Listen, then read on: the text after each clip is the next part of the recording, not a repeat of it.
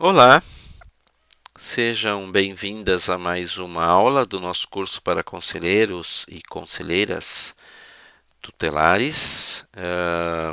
Vamos dar continuidade àquilo que a gente tem visto nas aulas anteriores e vamos falar sobre essa questão que o grande desafio que foi deixado para nós na última aula foi a gente repensar a forma da gente ver os direitos da criança e do adolescente. Né? O grande desafio é mudar o paradigma de infância e adolescência. Então, vamos começar falando nessa aula sobre toda essa caminhada que a gente estava vendo dos direitos da criança e do adolescente, desde da colonização do Brasil, né, e toda a história do Brasil, as culturas, as diversas culturas que foram se misturando, os imigrantes, os negros, os indígenas, enfim, né? Tudo isso vai culminar em uma realidade e a gente, historicamente falando e pedagogicamente falando, a gente precisa estabelecer uma data para a gente pegar como ponto de partida, né?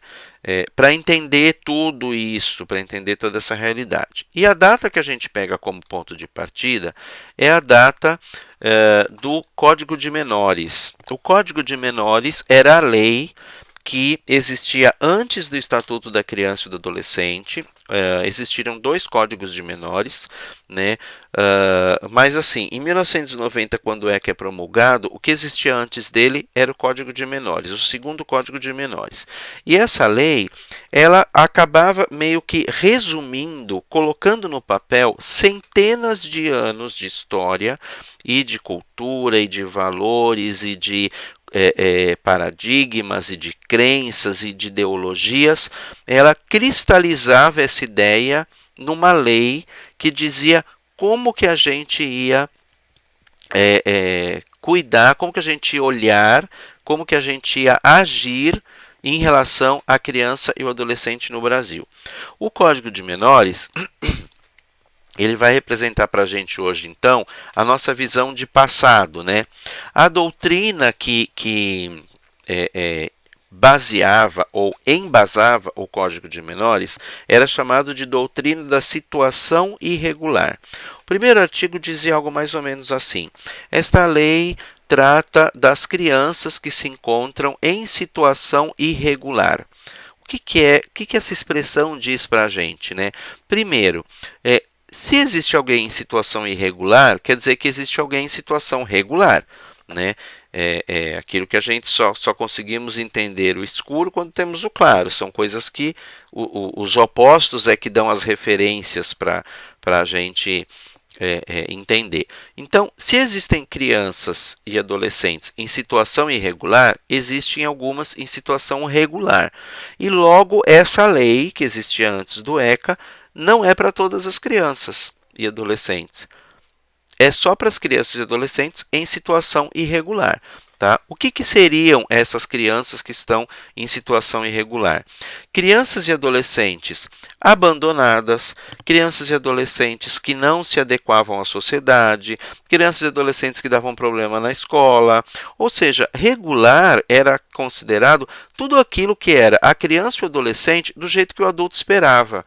Então, aquela criança que se adequa, aquela criança que respeita pai e mãe, de acordo com o nosso paradigma de respeito, aquela criança que é o bom aluno, de acordo com o paradigma de bom aluno daquela época e daquele professor, né? Aquela criança e aquele adolescente que são regulares, que estão dentro do regulamento, né? Um regulamento social, um regulamento que não está escrito, um regulamento que é um conceito de valores morais e um conjunto, né, de valores morais e éticos, tá? Essas crianças e esses adolescentes que não se adequavam, né, que não se adequavam ao regulamento, que não se deixavam moldar pelo regulamento, eram as crianças problema. Né? E essas crianças problema eram objetos das ações dos adultos. Ou seja, o adulto podia pôr e dispor, como costuma dizer, né, da realidade da criança e do adolescente, sem nenhuma preocupação ou sem nenhuma participação dessa criança e desse adolescente.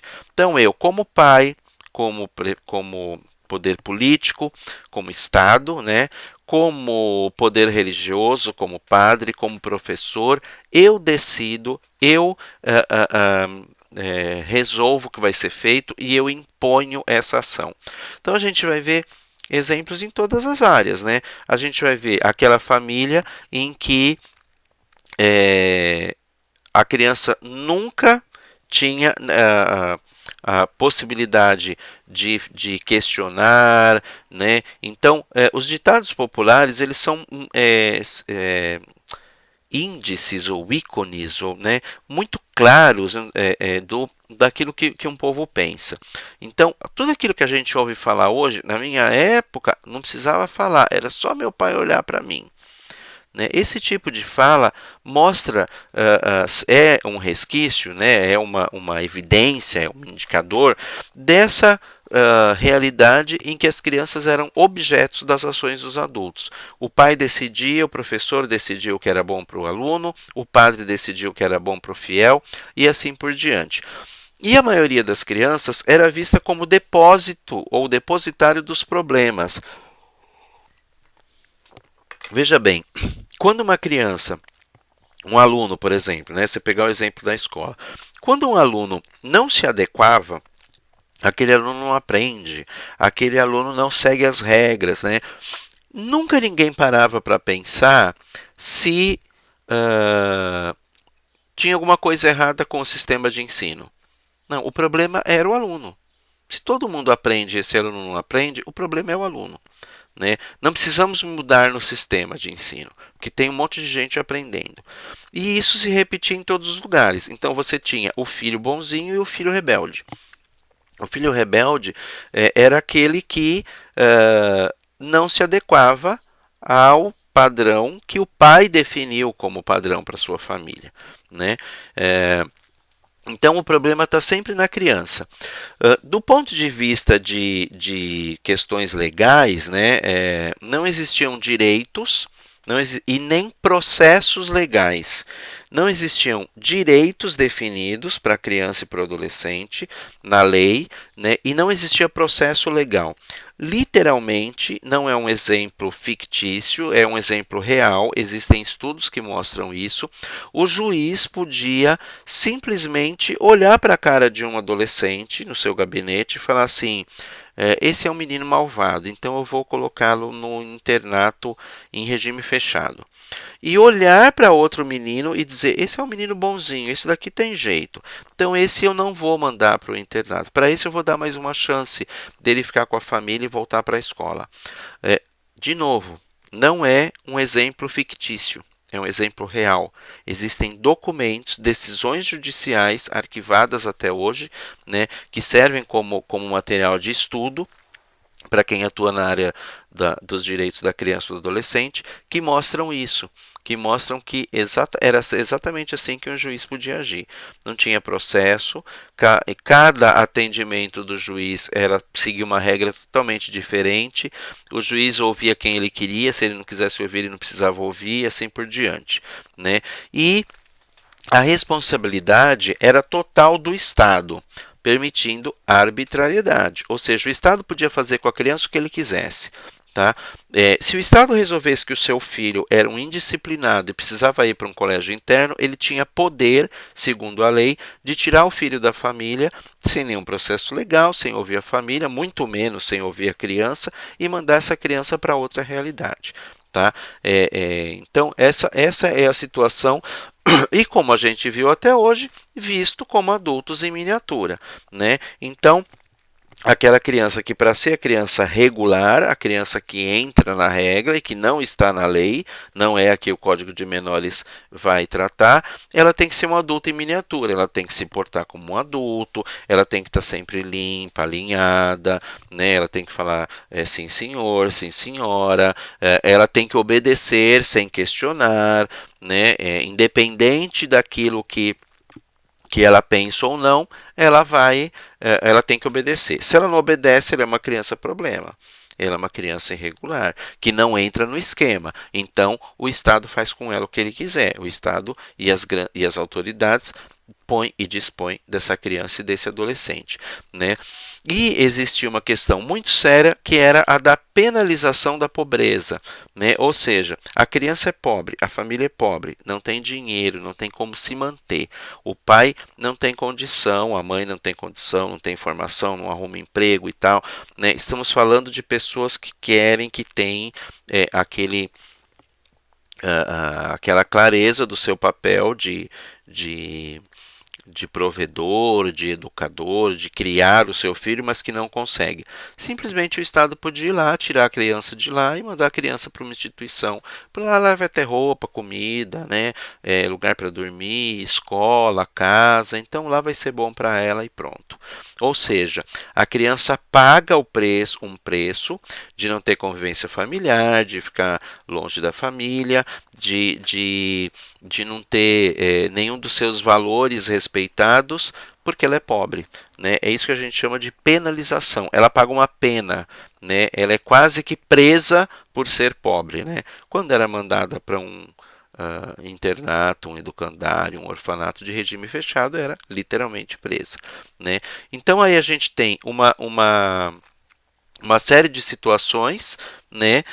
É lógico que existem muito mais, mas aqui nós pegamos algumas questões, né? E a gente vai ter então que mecanismos de atendimento que existiam nessa época? Mecanismos autoritários e centralizados e políticas sociais compensatórias, ou seja, leis para pobre, não lei para todo mundo.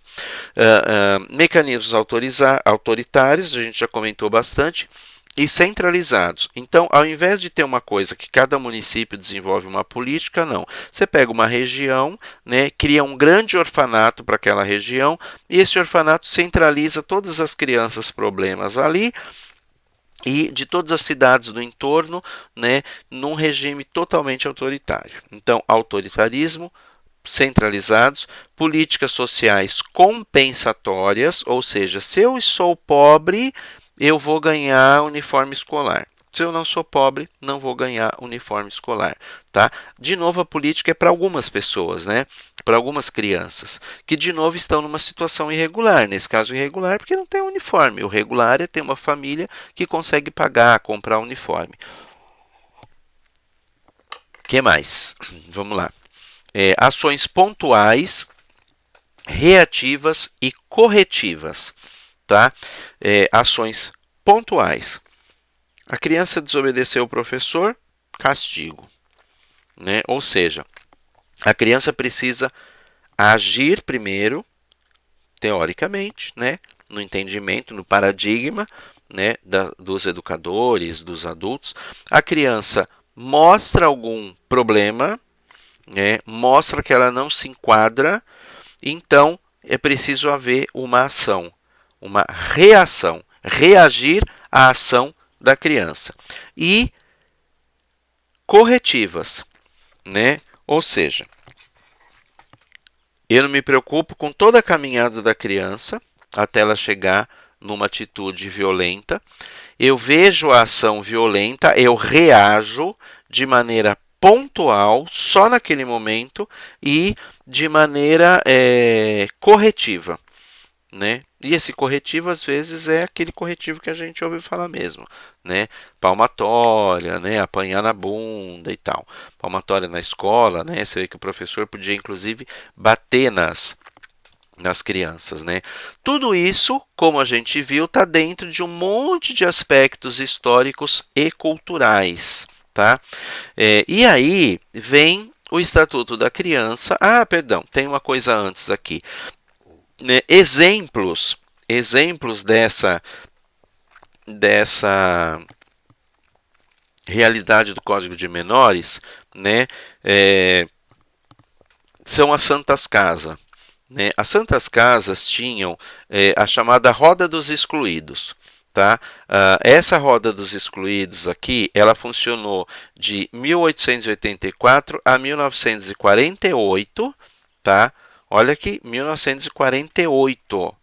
Tem um bom tempo ainda para fazer 100 anos, né? Só em 2048, né? Então, quer dizer, algo muito recente. Até 1948, a mãe que não tinha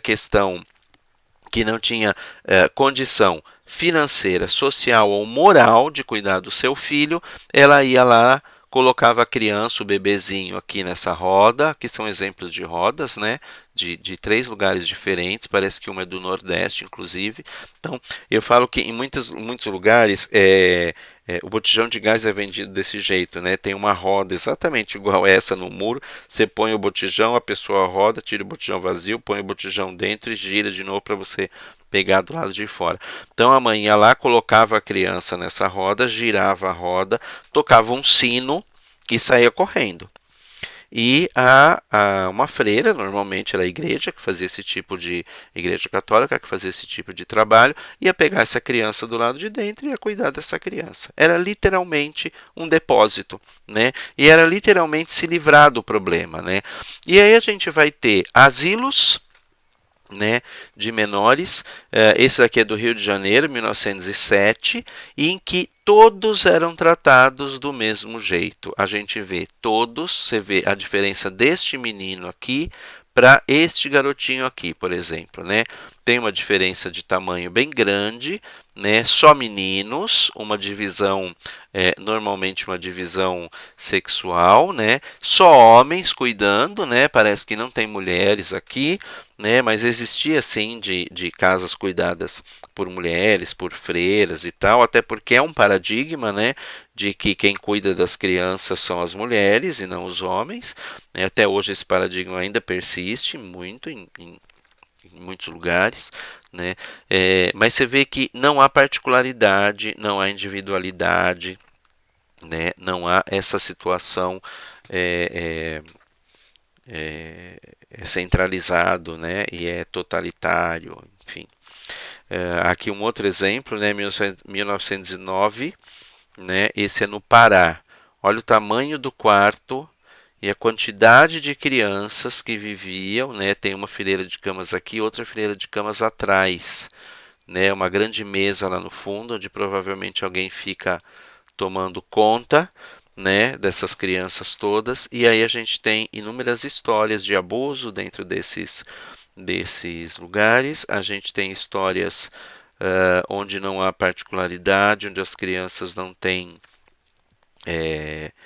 identidade. A gente viu pela questão das roupas, não podiam ter objetos pessoais, tinham que esconder objetos pessoais às vezes, se quisessem ter coisas especiais, não tinham um espaço para ter essas coisas especiais.